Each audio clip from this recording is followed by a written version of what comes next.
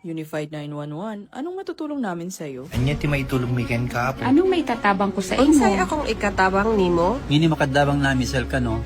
Sa anumang wika o dialekto, may tulong na darating sa iyo.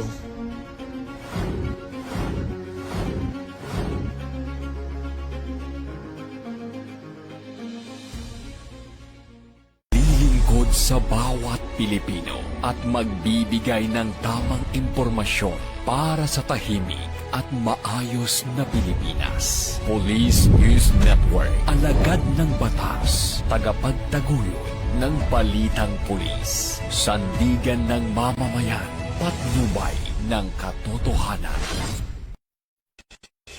La Campo Crame, maghahatid ng pinakahuling kaganapan at nagbabagang balita. Ito ang PNN Police News Network.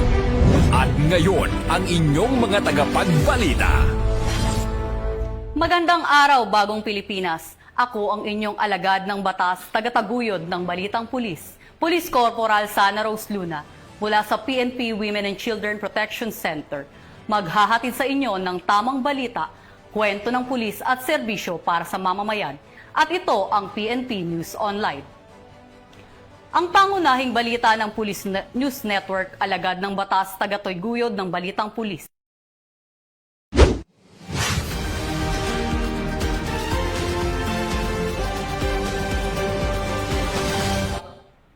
Narito ang mga balitang hatid ng ating PNN correspondents mula sa iba't ibang panig ng bansa.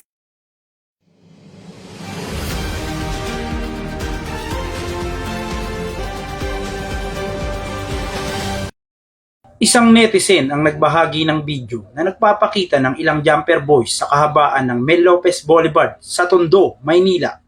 Ayon sa investigasyon, naaktuhan umano ang mga sospek habang sinusunog ang mga kable ng kuryente o copper wires sa nasabing lugar. Kaagad silang inaresto ng mga responding pulis at ipinaalam ang kanilang mga karapatan. Sa tuloy-tuloy na operasyon ng mga pulis Maynila noong April 29, 2026, bandang 1:00 ng hapon, sa isang barangay sa Tondo, naaresto ang isang 22 anyos na sospek na kinilalang si alias Igme at isang minor de edad. Nakumpiska mula sa mga sospek ang isang bungkos ng sinunog na copper wires.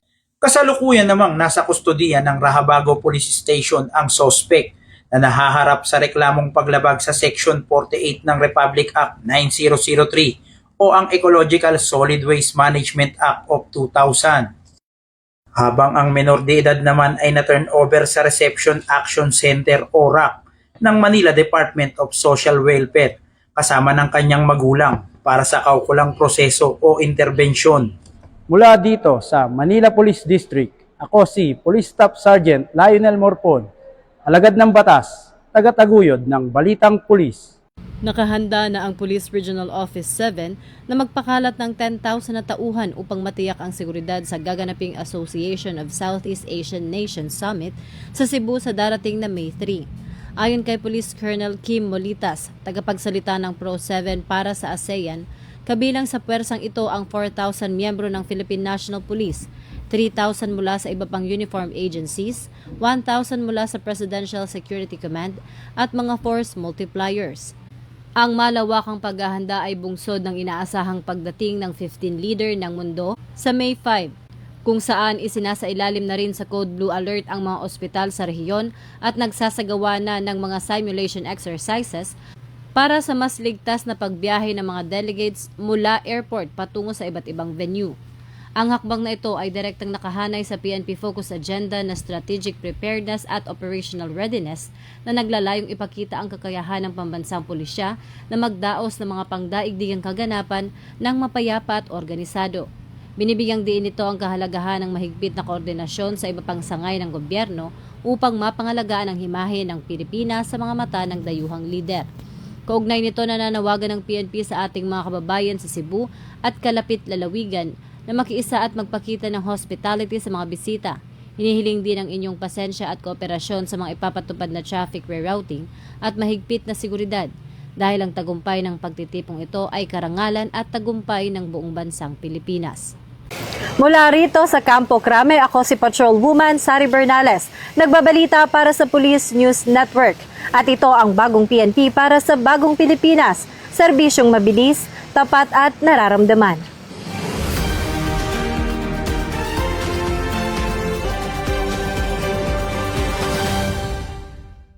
Bilang pagpupugay sa ika-124th na araw ng mga manggagawa ngayong Mayo 1, ipinahayag ng Pambansang Pulisya ng Pilipinas ang kanilang mataas na pagkilala sa mahalagang ambag ng bawat manggagawang Pilipino sa buong bansa. Sa opisyal na pahayag na inilabas ng Camp Crame, binigyang diin ni Police General Jose Melencio Nartates Jr., Chief PNP, na ang bawat patak ng pawis mula sa mga pabrika, opisina at lansangan ay nagsisilbing pundasyon ng isang mas matatag at maunlad na ekonomiya. Isinagawa ang pagmomonitor at deployment ng mga kapulisan sa iba't ibang strategic locations upang tiyakin na maging maayos at mapayapa ang mga nakatakdang pagtitipon at selebrasyon ng mga union at grupo ng mga manggagawa.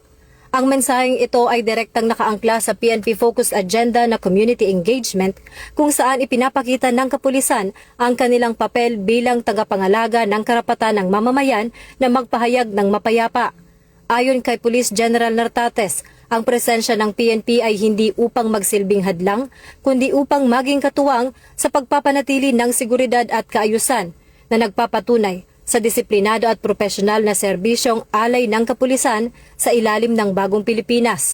Sa pamamagitan ng paggalang sa karapatang pantao at pagtiyak sa kaligtasan ng publiko, mas lalong napagbubuklod ang ugnayan ng pulisya at ng sektor ng paggawa. Hinihikayat ng Pambansang Pulisya ang lahat ng mga kalahok sa mga aktibidad ngayong araw na panatilihin ang kaayusan at sumunod sa mga itinakdang alituntunin para sa kaligtasan ng lahat. Para sa anumang emergency o pangangailangan ng tulong, huwag mag-atubiling lumapit sa pinakamalapit na Police Assistance Desk o makipag-ugnayan sa aming hotline. Sa pagkakaisa ng marangal na paggawa at tapat na serbisyo ng pulisya, sabay-sabay nating itaguyod ang isang ligtas at masaganang bansa. Mabuhay ang manggagawang Pilipino!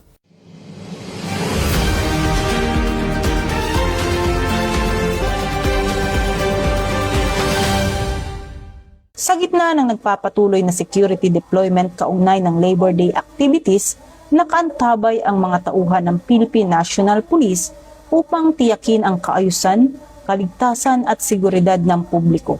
Makikita sa lugar ang Civil Disturbance Management personnel na nakaposisyon sa kanilang designated post. Dala ang kinakailangang protective equipment bilang bahagi ng crowd management readiness at public safety mission. Sa kanyang mensahe sa mga nakadeploy na pulis, pinaalalahanan ni Police Major General Anthony Aberin, maximum tolerance, okay?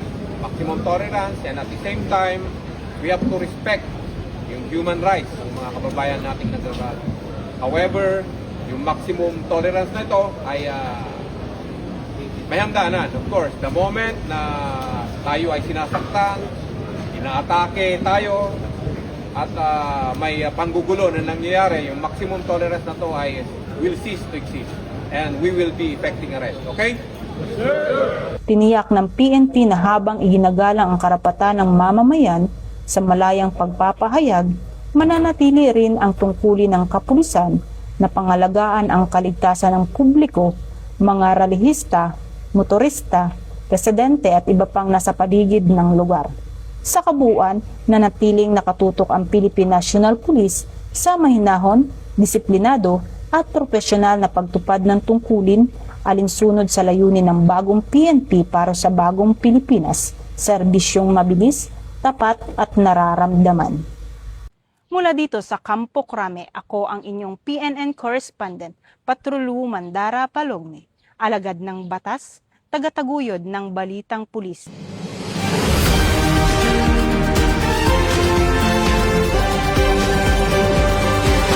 Sa gitna ng tensyon sa Calao Avenue nitong Labor Day, muling napatunayang hindi matatawarang kabayanihan ng ating pambansang pulisya nang isang tauhan nito ang nasugatan habang buong tapang na nagpapanatili ng kaayusan. Ang insidenteng ito ay isang malinaw na manifestasyon ng PNP Focused Agenda ng professionalism kung saan sa kabila ng tinamong sugat at pisikal na hamon na naig pa rin ang profesionalismo at ang polisiya ng maximum tolerance upang igalang ang karapatan ng bawat mamamayan. Ang bawat galos at sakripisyo ng ating mga pulis ay nagsisilbing paalala na ang kanilang serbisyo ay higit pa sa tungkulin. Ito ay isang panata para sa kaligtasan ng nakararami. Kaya naman, marapat lamang na tayo ay makiisa sa pagpapanatili ng kapayapaan at disiplina sa ating mga kalsada. Suportahan natin ang ating mga tagapagpatupad ng batas sa pamamagitan ng pagiging mapayapa at responsableng mamamayan, dahil ang tunay na seguridad ay bunga ng pagtutulungan ng pulisya at ng sambayanan.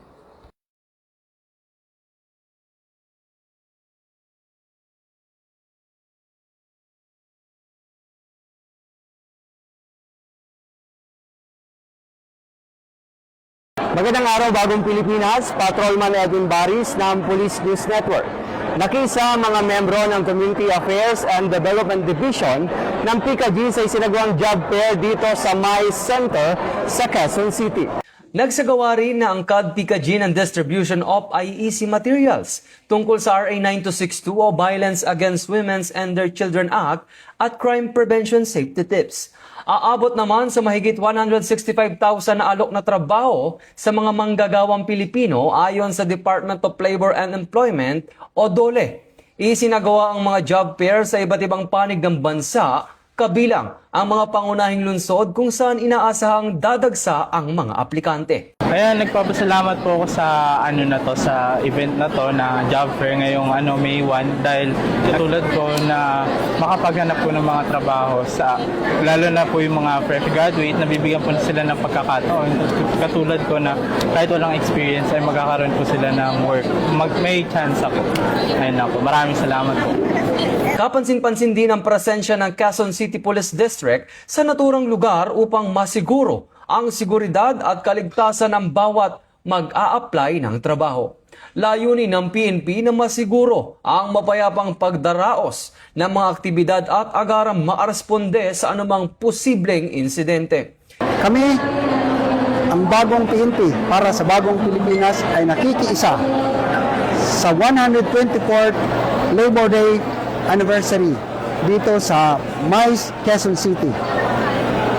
Ang PNP ay nandito upang makiisa sa mga nag-a-apply sa job fair ng DOLE dahil kami ay naniniwala na ito ay isang paraan upang masugpo ang kriminalidad. Pag may trabaho, mababa ang kriminalidad. At dito, ating naiugnay ang komunidad at ang kapulisan upang maging aktibo para sa kaunlaran ng ating bansa. Mabuhay ang Labor Day, mabuhay ang manggagawang Pilipino. Ito ang bagong PNP para sa bagong Pilipinas. Serbisyong mabilis, tapat at nararamdaman. Mula dito sa May Center sa Quezon City, ako si Patrolman Edwin Baris, nagbabalita para sa Police News Network. Alagad ng batas, tagataguyod ng Balitang Pulis.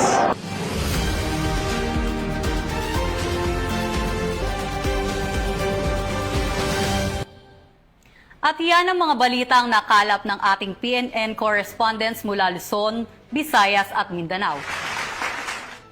Para sa mas malawak at mabilis na ulat ng mga balita, huwag kalimutang mag-like, follow and share sa aming official social media accounts ng Police News Network. Tutok lang sa aming YouTube channel para sa mga live streams at replays. At i-follow kami sa X account para sa mga real-time updates at Facebook account ng Police News Network. Manatiling mapagmatsyag at laging alamin ang totoo. Sa ngalan ng pamunuan ng Philippine National Police sa pangunguna ni Chief PNP Police General Jose Melencio C. Nartates Jr.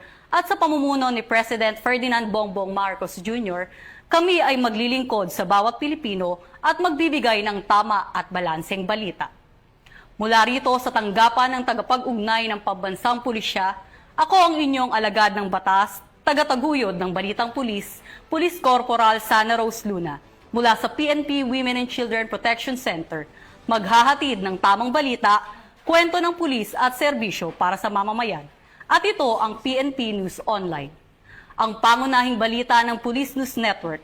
At ito ang bagong PNP para sa bagong Pilipinas, serbisyong mabilis, tapat at nararamdaman.